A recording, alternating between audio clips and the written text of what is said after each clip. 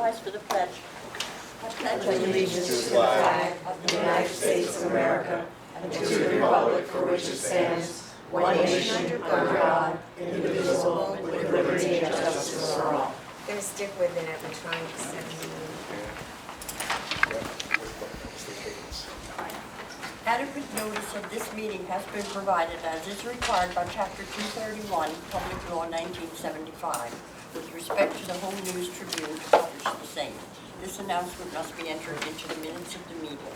And for those attending today, please be aware that all board meetings are recorded via audio. Roll call, Maria? Chairman Engel? Here. Commissioner Frankel? Present. Commissioner Katz? Didn't hear you. Didn't hear you. Commissioner Katz? Yes. Commissioner Moskowitz? Beatrice. Commissioner Jallo? Commissioner Benjamin?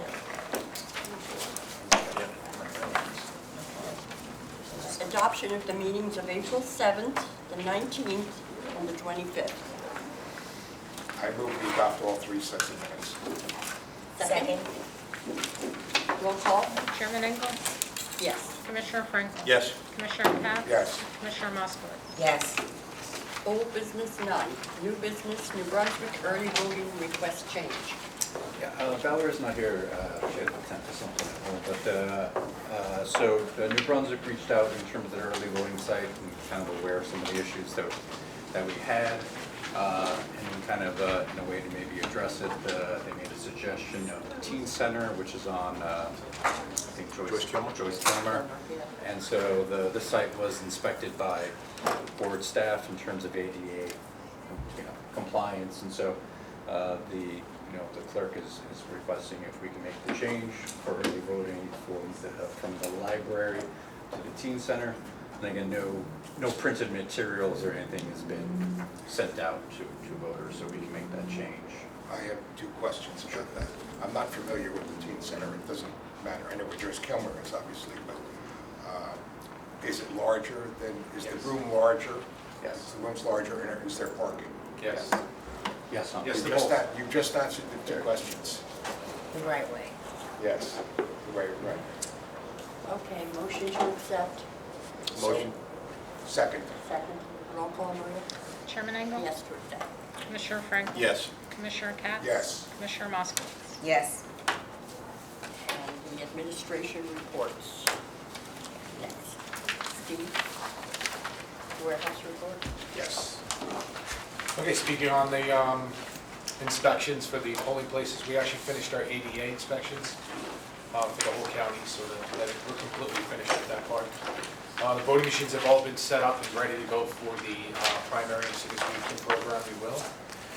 And we start poll worker training tomorrow, and we've been working on train the trainer and getting all the checklists up to date.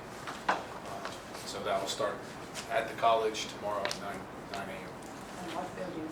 It's the same, the college center still, college center building that we usually would be, actually where our meetings have taken place the last few months, that's exactly what. So all the training will be there. We will shift, I think, halfway 14th, through. I'm gonna move stuff Move over. to the main hall, so we have, again, in terms of scheduling, we didn't tell. That's Craigie Hall, right? No, main hall. We were, Main across from. Main hall Down is right next to it. Right next to Crable Hall, on the lower level is Main Hall. Okay. yeah, but poll worker coordinators, as well as the notifications that they will be getting, will let them know where the parking and what building they should be at. So there will be real classrooms, which actually will help us a ton. That's very good. It's a good spot.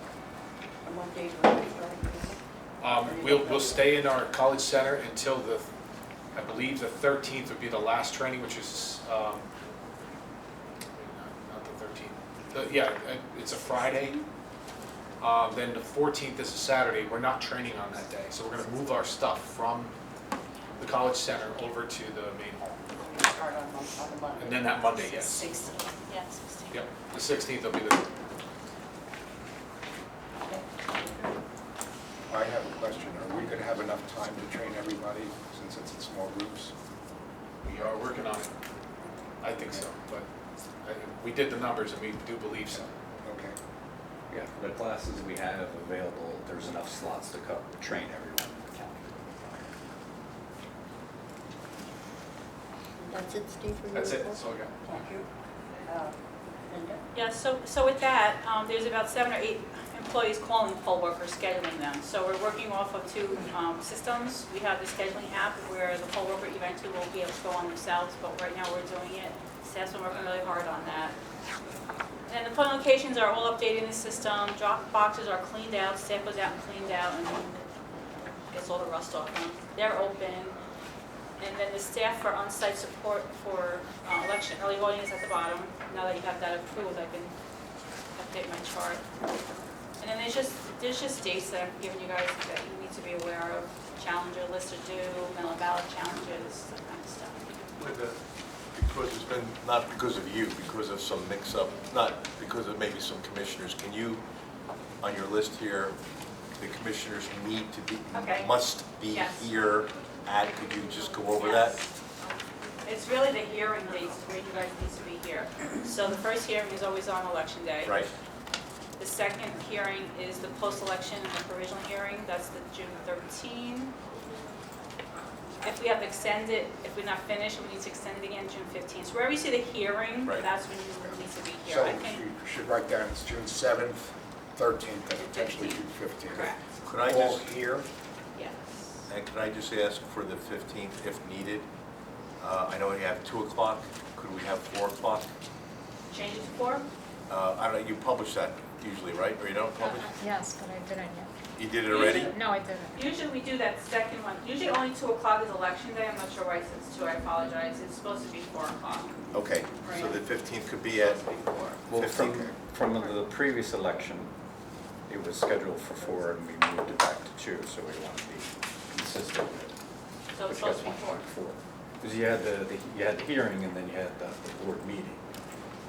Yeah, that's right. Yeah. So we, So for the general, it was supposed to be at 4, but we started the hearing at 2 and then the board. because we meeting got a at the same regular time. meeting Right, also yeah, that okay. day. That's why it So was moved up. Maria, in terms of coming up with the schedule, we kind of kept it at 2 because it kind of made. okay, Okay. could I ask?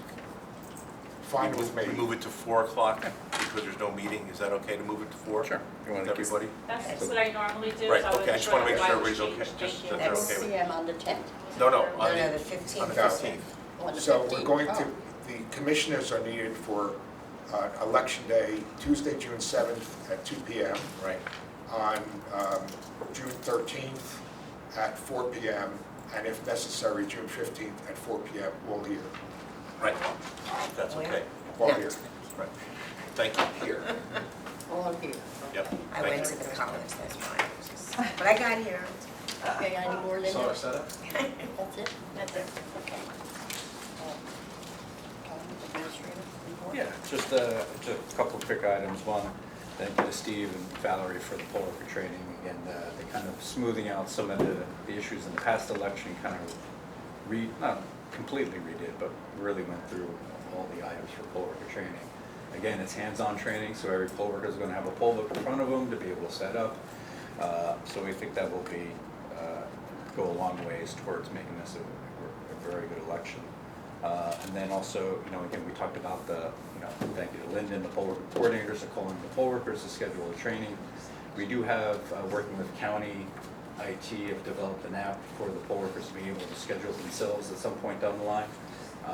But again, this is probably, at this point, a good way to start to implement that, so we kind of work out any kinks or any issues now, and then maybe moving forward, we'll use that for county chairs and poll worker coordinators going forward. Other items, county IT, again, has been very helpful with their assistance in terms of doing the connectivity testing at each of the polling locations. They did that for Middlesex Borough, they did that for Old Bridge Ward 4, as well as New Brunswick, with no issues. And again, producing a diagram in each of the polling locations that will have the best area for the routers to be located, as well as identifying the polling locations that have a low signal that need additional equipment. So they are slated to be finished with that effort by second week of this month. They've been sharing those diagrams with the municipal clerks. We will have those diagrams as well for the poll workers when they, on June 7th.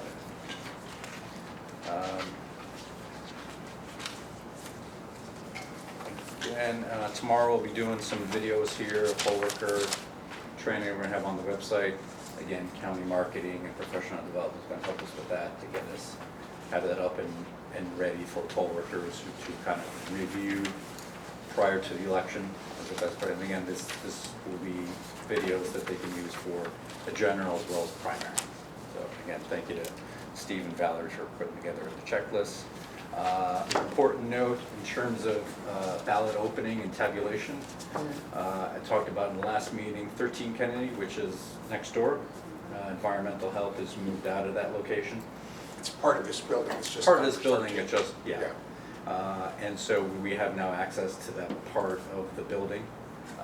You know, Linda and staff are bringing over the electronic poll books so that we have more space to be able to program them, as well as accept deliveries from the warehouse, which has the rest of our poll books. So we'll be doing the programming and labeling and sorting and everything out over there. And then we'll also be doing the ballot tabulation, the ballot opening, and the ballot tabulation will be at 13 Kennedy for this cycle. So that, you know, everything's contained, all staff and commissioners can be at least as centrally located as we can. How much space are we getting? I know the square footage, or say compared to what we have in 11 here. I mean, we were over there, it's pretty sizable. So the office of the county clerk still is going to be, reside there. Is the election section going to be here totally or in both spots? The county clerk's office is an indication is going to have their office or staff members over here. But again, this is the space next door it's not set up for. No, it's not. I know. I understand that it has to be reconfigured for our use. Yeah. The just question is how much space it is that we're going to have to do. Is it as much as here, like? What's that? Is it as much as we have here? It's a pretty. Linda, would you say about the same amount of space over What's there as listening? over here? Or without our back That's a lot of room? space. That's a lot. The guys, they brought everything over today, whatever we had. They've organized it by town, so there's a lot of room. So, you know. Because there's still some people in 13, some other The office of the county superintendent's office, yeah. That's like, But they have their own office space, separate and apart from. Entrance and everything? Yeah. and we have everything else. We have That's everything. We security. will have everything else. Yeah. Would you like to just say it when you're Meaning- done? Yeah. If the ballots are gonna be there, would they just? No, ballots will be here, Oh, but on she said on- counting. yes, but on election day, we'll bring them over there to be opened and to be tabulated. Okay. Linda, there's enough room for like 25 boards? They gotta break down the cubicles, so it's gonna be tight, but we can fit it in. Okay. Well, when all the e-books go, then there's room. Right. Okay. And that's it.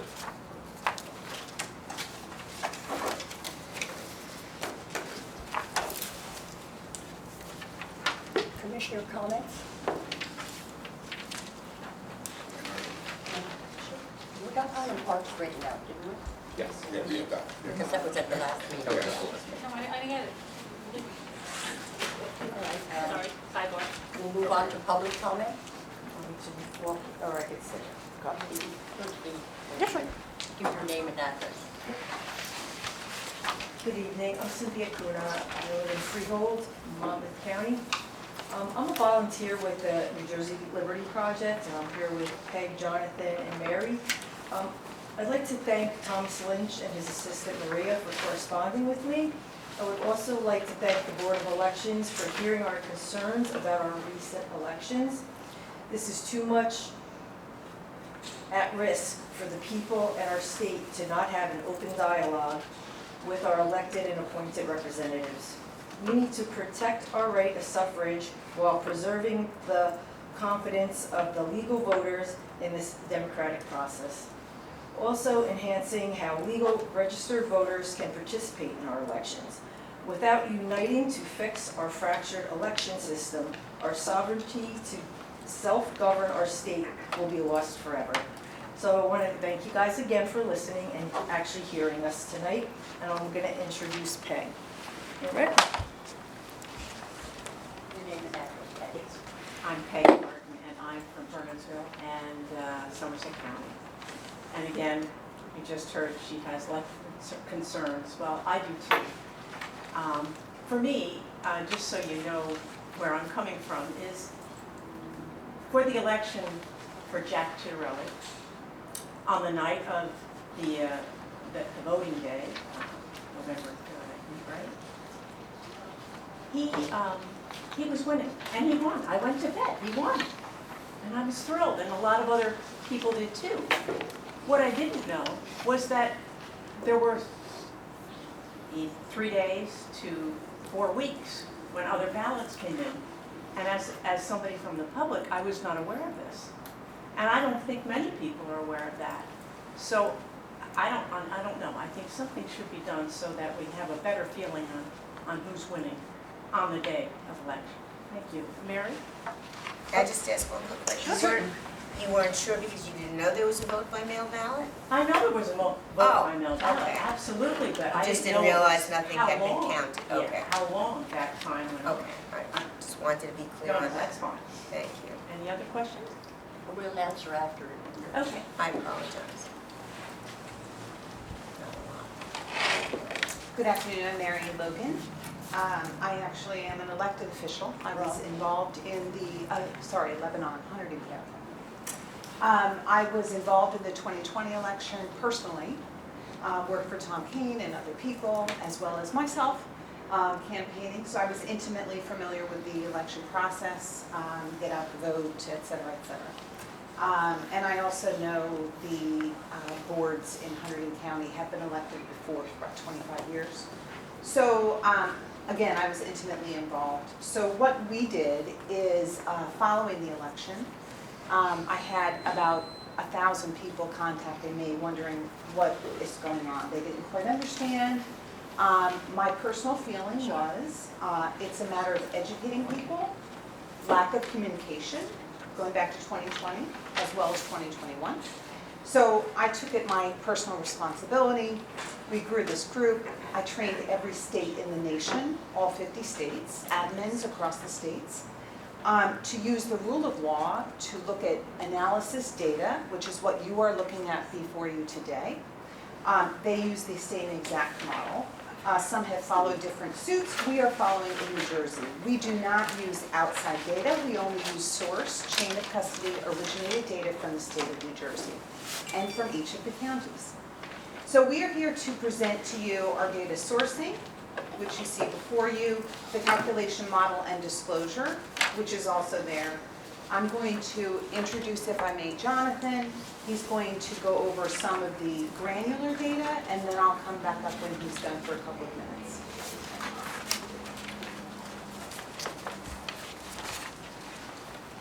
Hello, everyone. My name is Jonathan. I live in Denellen in Middlesex County. So, what I'm going to look into first is we're going to look at the registration trends in terms of the number of registered voters that have been in the county. So that starts on page 3. So in Middlesex County in 2010, starting in 2000, we had about 750,000 residents in the county with about 421,000 registered. When you move to 2010, we have about 810,000 as obviously this county has been growing. So we picked up about 60,000 residents and moved up to 454,000 registered voters. 2020 grew to 863,000 residents in the county, along with 553,000 registered voters, which is a bit of a spike. But again, we've been growing as a county. So then in 2021, we lost 2,000 residents, which is a little lower than the state average, as the census had us losing about 21,000, according to the numbers.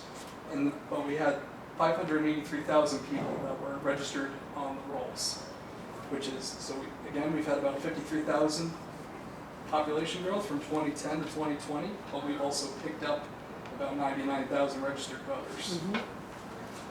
And we looked, again, see on the sheet, we lost 2,400 people between 2021, but we also had 32,000 registered voters added onto the rolls in that time frame. So currently, in 2010, 63.62% of the population was eligible.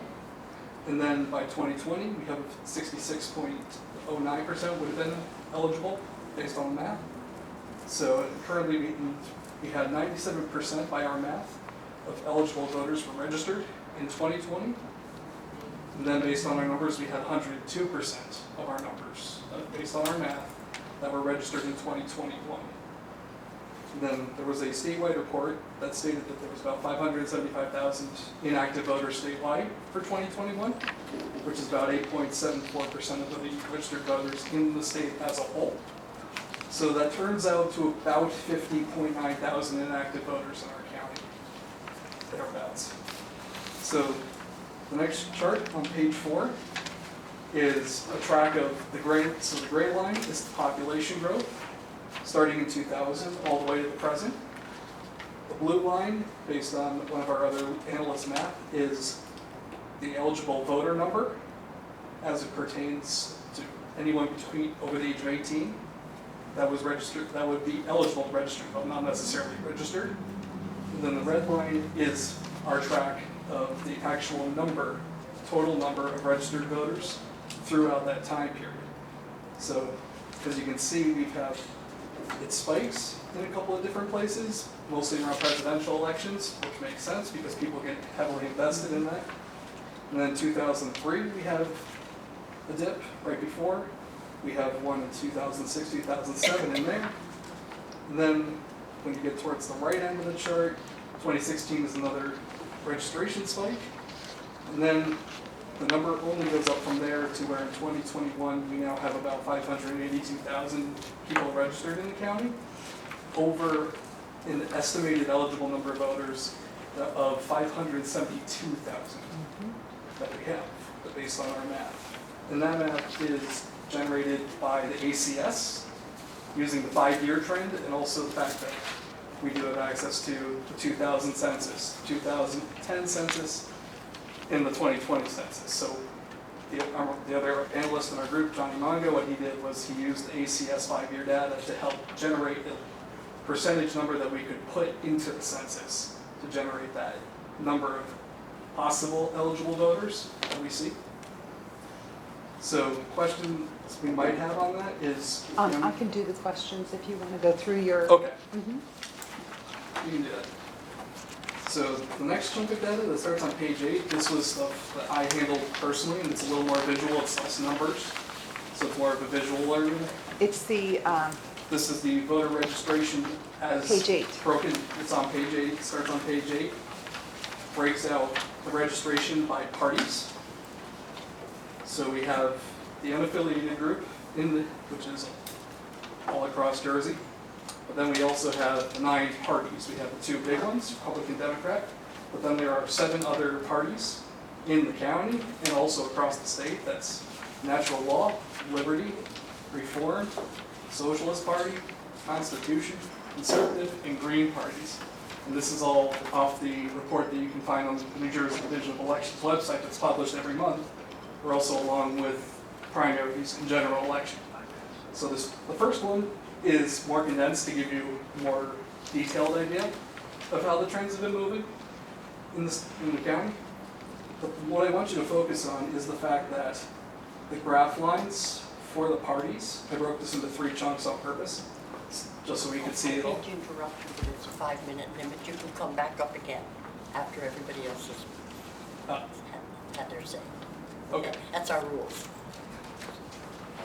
I use 60 seconds. Can he have my 4 minutes? Okay, it's okay, if you want to do that, that's... Yeah, I did for my 4 minutes over You to can do that. Yeah, thank you. Thank you for that. Thank you. So, Time myself. so what I want to show with these graphs is if you look at how they follow each other in each chunk, there's a lot of unnatural ability that they all have similar moves as they go up the charts. So we have, I could tell 3 distinct voter roll purges by the numbers where that's denoted by the arrows. And then the one thing I would like to work with you guys on is in 2020, in the primary season, the county shaved about 7,104 voters off the unaffiliated, which makes sense for the primary, as that would go into the parties.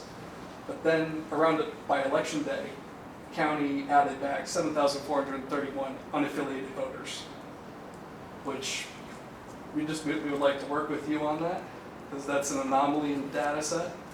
That Can I ask you a question? Sure. You say you want, I'll hold it, that's Yeah. fine, but you want to work with us, but we're obligated to do, it's not, I just want to make sure, we have to purge for certain.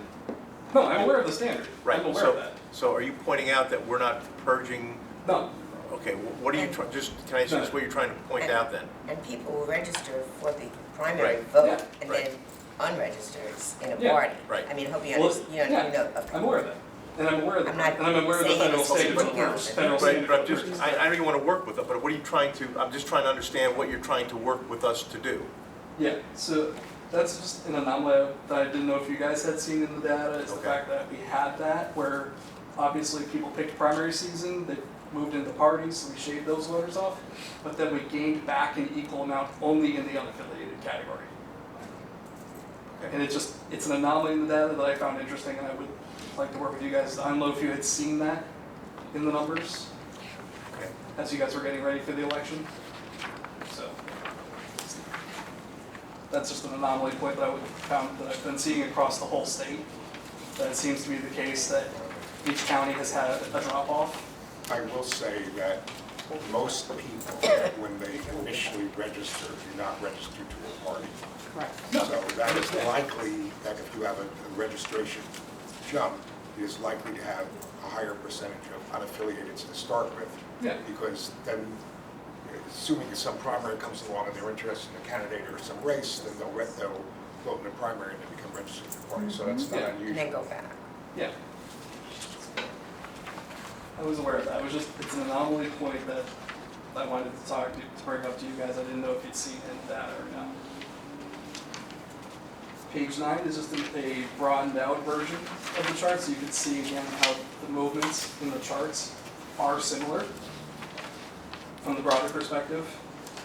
Now, the one thing I would bring up with this is the back end of my chart, I am missing data points because there are no reports on the New Jersey Division of Elections websites for a lot of points from 2010 to 2015. So I am missing points that I would love to be able to put in this report to show the whole story.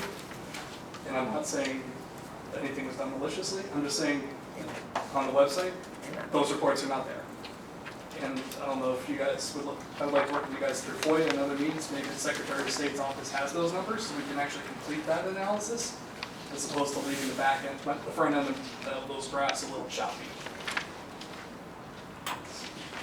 So I would love to have those numbers. So this last page, on page 11, this is the one that's going to be a little bit of explaining. So what this is it's called an R value, which is a way to correlate how data moves with each other. It's not a measure of exacting how they move, it's a measure of how often they move and get forward away with each other. So you guys know line dancing? So like electric slide, Cupid shuffle, stuff like that, right? So the way this chart works is you go 1 to -1. That's how you measure. 1 is you start doing that line dance, shoulder to shoulder. You do the same moves, but you're creating that line dance. Like you get 4 or 5 people doing it, you get that cool effect. They're all doing it together. And that's what 1 is, perfect correlation. They might have a bigger move, like you got 6-foot guy dancing with a 5-foot person. You're gonna have different sizes on the moves, but they're doing the same thing.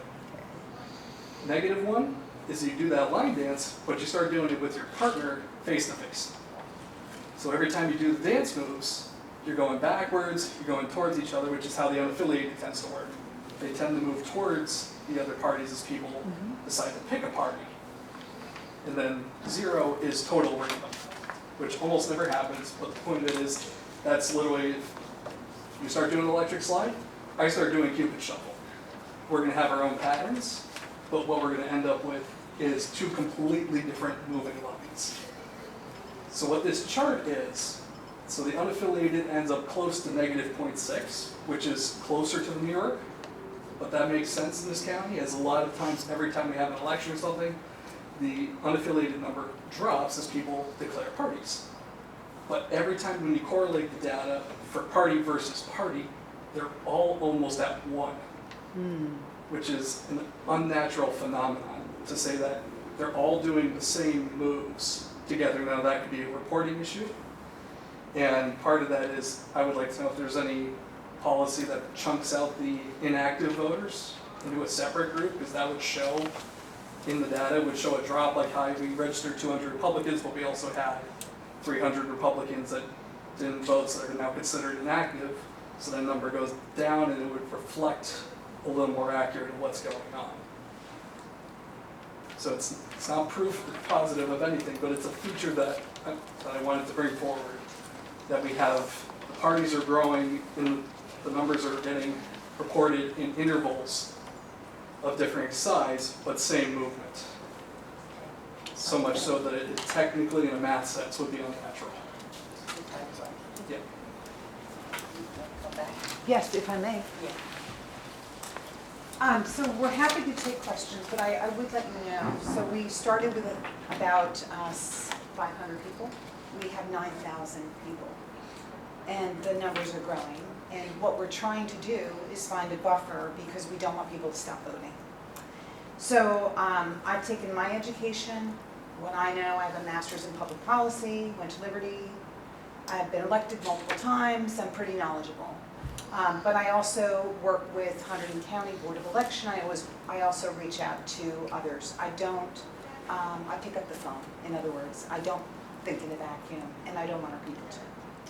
So we have a few questions, and then I would love to take questions from you all, if I may. So why and how did Middlesex, if you can identify the answer, end up being over-registered for 2021? And is there an internal protocol to evaluate the phenomenon from happening, or why it's happening?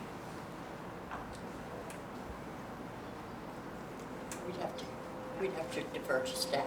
Sure. Okay. So I'm not going to read the second paragraph because you would want to defer that to them as well. Approximately how many inactive voters were there in the 2021 election?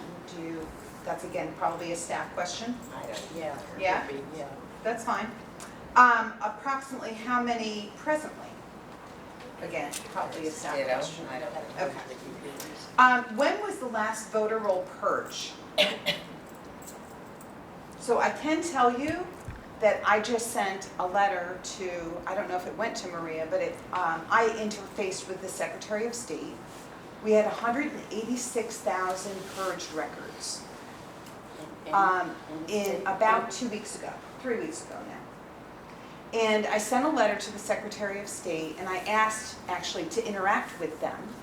And the only reply that I got to my FOIA was, you'll have to direct point 2 and 3 to the counties, and then they sent me this massive report, which our analysts are going through as we speak.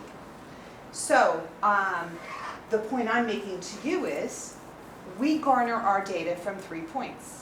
We garner it from the county reporting, the ACS, right, which is the people's vote, the people's recording and census, right, and then the Secretary of State.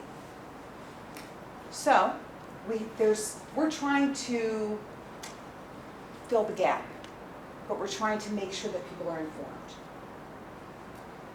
The people aren't informed. So my concern is they're not going to vote. So we're trying to work with the counties. We're meeting with every single county. We've met with 33 legislators. The legislators are not answering our questions. They're seeing us as somewhat adversarial. We are not looking to be adversarial. We are looking to work with you because we don't want people to stop voting. That's the bottom line. People are scared. There's a lack of information. There's a lack of communication. Am I blaming that on you? Absolutely not. But someone has to fill the gap. So, the last voter purge was 2.5, 3 weeks ago. 186,000 voters in the state of New Jersey. Your office has your report, because I sent it to them, via an Oprah request. Does the county have a list of retained election records that are maintained in accordance with U.S. Code Title 52? Do you know? These questions are really Directed to to be the directed staff. at the staff. Okay. Maybe the best way to do this is Let the staff answer. if you Call could write, well, no, you could write or email to our, or So, let me rephrase, I appreciate that. Let me Let me finish. let me, if I don't mind, okay? rephrase, is that if you think you're getting stonewalled by emails, okay, then what I would suggest is, excuse me, I don't mean to, this is rude, is why don't you send it to the administrator and copy the commissioners, okay? The true proper way to do it, but we can, is Oprah, but if we don't want to, if it's a request that we can handle, we will handle that for you, and we will get it to you. Otherwise, it would have to be done by an Oprah request. Right, But I'm not telling you to do an Oprah. These No, are I things. understand what you're These saying. are things I that we have them, we'll absolutely- give them to you. I absolutely Okay. understand what you're saying, but just hear what I'm saying. We've been working on this since July. We have sent out 200 Oprah requests throughout the state. Right. We've gotten back 22. Ladies and gentlemen, that is not transparency. Well, Did you you are, send did to you send it here Did you send to us? They have been sent to you all as well. as Oprah, Uh-huh, oh yeah. and it wasn't responded? I think it was called unfulfillable request. Okay. Well, So That's I will do as you suggest, but I want to tell you that we are not the only organization. There are others that are attempting to do what we're doing. We follow the rule of law to the T, understand. as you can see, okay? They do things a little differently. They're a little confrontational. We are not looking at that. But I will tell you, it does not bode well when you have a massive amount of Oprahs. You're telling people to vote differently than they have in the past. There's lack of communication, right? And the Oprahs aren't being fulfilled. So What do you mean by vote differently? Well, how much have things changed in voting in the past 2 years since COVID? In terms of the early voting and voting In by mail? terms of, the early vote was last year. It was not well utilized. I'm just making an observation. This is not directed towards you individually, so please don't take it that way. So, early voting was for the first time last year. I have not yet gotten the statistics on that because that's one of the ones the Secretary of State has not responded to. Okay. Okay? So, we had mail-in voting, right? And then we had drop-offs. And then we had in-person. 4 choices. 38% of the vote. That's not uncommon for a gubernatorial election. I think the last one was what, 37%? The United States has the lowest percentage of people voting in the entire world. Right, I'm not concerned about the And United I'm States. explaining to I'm you that concerned that's about New Jersey. statistics. Well, I'm concerned about anybody voting. Right, So I'm let's concerned about New Jersey. you're asking us, you're coming here in person to do our share. So, Well, if- I'm I mean, trying- we're gonna do our share, to try to help you to Perfect. do our And share. I will get you a Okay? list. So if you can do that through the administrator, and I will copy, Absolutely. okay? And I would Oprah it, just because it's just another piece of paper, but if you get it to us, we'll work on it. As you know, we have a primary election coming through. Great. People are working on that, but if we can do it in a expeditious Well, timeframe for you. it does have to be expeditious because we Well, if it- started the process in July. Well, But how that's, many we are- haven't started with us. How many are voting or what? No, I'm not referring to you, I'm referring statewide. I know, but I don't know I'm saying you're coming here in front of us. We're gonna do the best to help you, us, as far as Middlesex County. I can't speak for the state. No, and I Okay, appreciate that so as if you well. give us what you need, and knowing it's a primary election coming up, and knowing we have a lot of stress right now to that, we'll do our best to get it to you as soon as possible. My only suggestion to you is I would still put it into an Oprah form. We will do so. Only because, you know, by law, Oprah has to be responded to in a expeditious way. It also gives a written record, Correct. which is good for the rule of law. But so will an email to the administrator and to the commissioners. Perfect. Okay? I would also remind you, and I will put it in that Oprah request, that we have 22 months, that's it. And our records for 2020 will be destroyed, and the gubernatorial election will also follow. So we are asking for timely reply. Okay? Okay. Thank you for your time. Thank you very much. Do you have any questions for us? Does anybody have any questions? Any commissioners?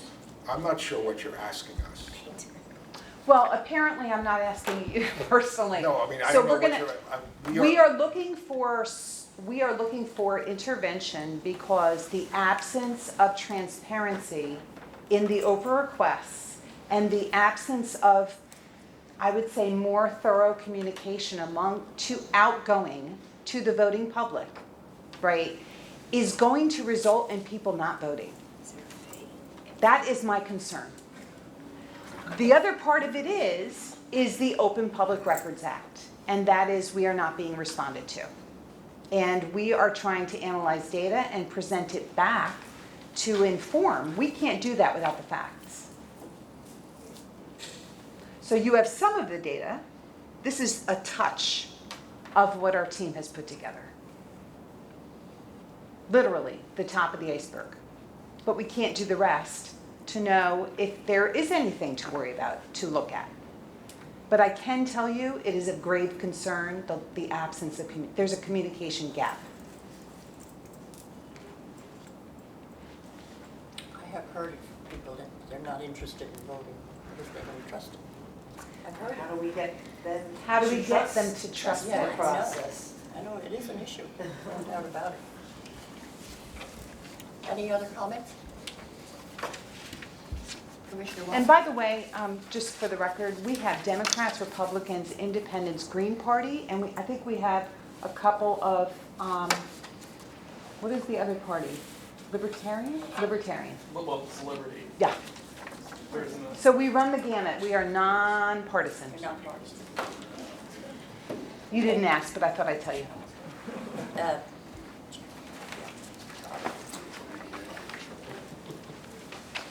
Good evening, Commissioners. Charlie Cradaville, I'm the editor of New Brunswick Today and a resident of New Brunswick. I want to start by saying a super serious thank you to Sharonda, who helped me on Election Day.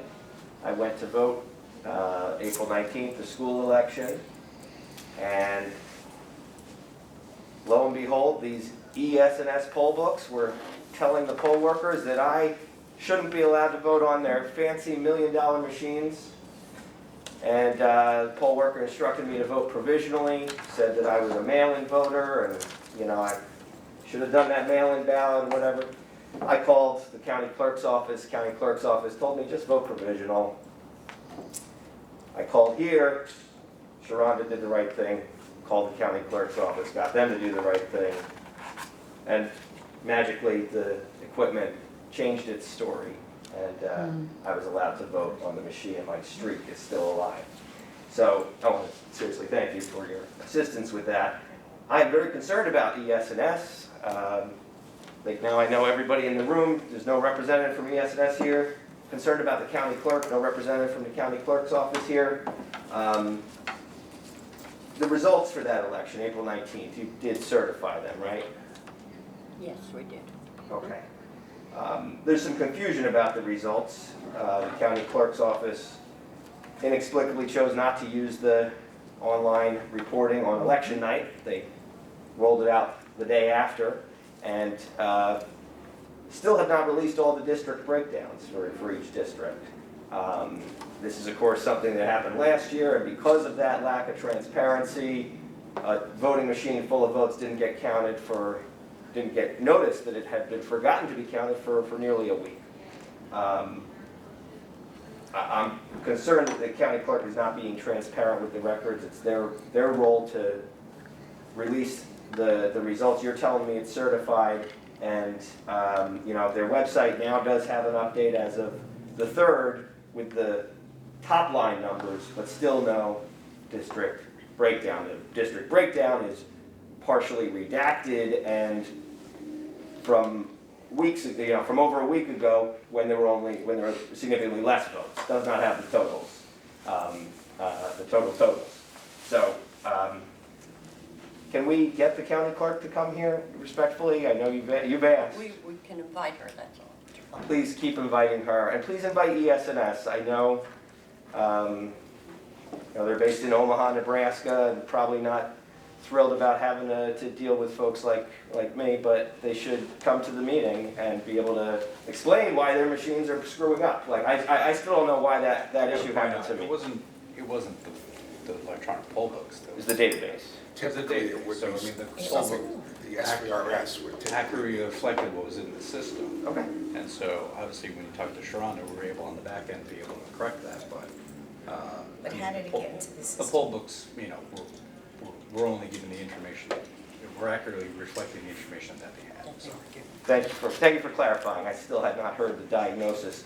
What was the problem then? How did the SVRS think that I had been given a mail-in ballot when I never requested one nor received one? Were you an assister? I was not an assister, but I was a authorized messenger for my girlfriend, yes. I think you were inputted as a mail-in ballot voter based on that. So that form was input incorrectly. Inputted incorrectly, Yes. and so it reflected that. They just, without reading carefully, they just Yeah. put the name in. Wow. Well, thank you for helping me get to the bottom of that. I do have the same concerns I had last time about the rewarding process. I was told at the last meeting, 18 to 20,000 voters in Piscataway had their wards changed because of the map that Mr. Frankel cooked up and submitted. The commission had said they wanted to minimize disruption. Isn't it true that map was the most disruptive? And why was that one selected? You all participated. I know Mr. Katz was unavailable at that time. But I think everybody else was on that call and voted for it. Am I mistaken? The Piscataway rewarding vote?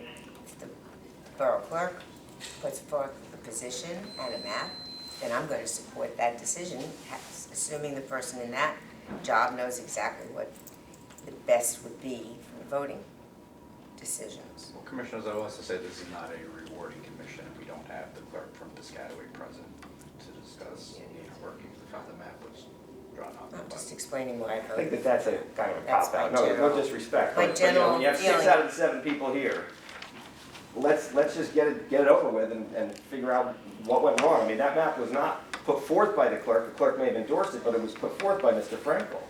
And that fact was concealed from the public until after the approval had already gone through. And I still haven't gotten answers as to whether he drew the map for Monroe. Okay, your 5 minutes is up. Okay, I'd like to come back for a second bite at the apple. 3 minutes. There's no, any further comment from people in the public? No. All right, Charlie, 3 more minutes. So I have to follow up on this. The Monroe map that was chosen. Who drew it? Who submitted it? Because there were originally 2 that Remington Vernick put forth, but then this third one entered the mix. Who did it? Was it Mr. Frankel, like with Piscataway? No, we'd have to go back to the minutes and to that. But it wasn't done on the record. Maybe we could go back and check people's emails and find out that way. But Mr. Frankel's right here. Why can't he just tell us? He either did it or didn't. He did. Mr. Crowderville, all commissioners have input into the maps. Okay. Okay? Scenario 3, All Monroe, selected. Did you draw it? commissioners have input to all of the maps, sir. How about the Piscataway map? Were you the only one who drew it? All the commissioners have input to the maps. And who did you work with to come up with that I suggestion? work with anyone and anybody from Piscataway that will help anybody as far as looking at the maps are concerned. Okay, and you submitted your desired wards to Mr. Lynch to give to Remington Vernick to draw up the maps. You gave precision instructions for what you wanted in Piscataway. Did you also do the same thing in Monroe, or you're not going to tell us? I work with all the towns, sir. Okay. I do all the commissioners. I'm concerned about those desired wards maps, and the commissioner should know this by now. They had pinpoints on them identifying political opponents of the machine and political incumbents. The sheriff is on the map. The mayor is on the map. The incumbent council people are on the map. Their home addresses. Where did you get those maps, Mr. Frankel, with the pinpoints on them? A lot of information is distributed when we're looking at the maps, Mr. Crowell. So you're not going to tell us where you I got it? said Did you a lot make of it yourself? information is distributed when looking at the maps. I would submit to the other commissioners that the answers we're getting from Mr. Frankel are evasive and vague and not satisfactory. Rewarding is an important process where equality is supposed to be upheld. Not something where there's a complete lack of transparency and one commissioner comes up with things for his own reasons and gets the rest of everybody to sign on to it without the public process. If you recall, there was no chance for the public to give input on the map. We had to fight for the maps for weeks after you had approved them. We didn't have access to the maps to weigh in on them while you were deciding. And even after the decision, they were kept secret for weeks. That was a big wake-up call. And I think that those of you who share my concern about it should do something. And hopefully at the next meeting, we'll have ES&S and the county clerk, and maybe not Mr. Frank. Thank you. Thank you. Any further comments? There being none, we'll adjourn. Motion to adjourn. So moved. Second? Second. Roll call? Chairman Engel? Yes. Commissioner Frankel? Yes. Commissioner Katz? Yes. Commissioner Moskowitz? Yes. Commissioner Jello? Yes. Commissioner Benjamin? Yes.